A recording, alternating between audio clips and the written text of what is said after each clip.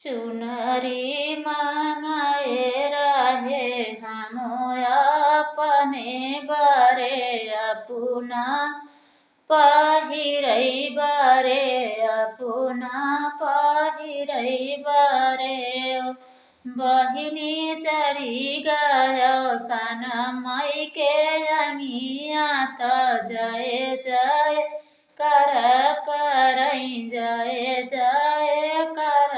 करैयो बहिनी सिन्दूरा मांगाएर हे हमाया अपने बारे अपना पहिरै बारे अपना पहिरै बारे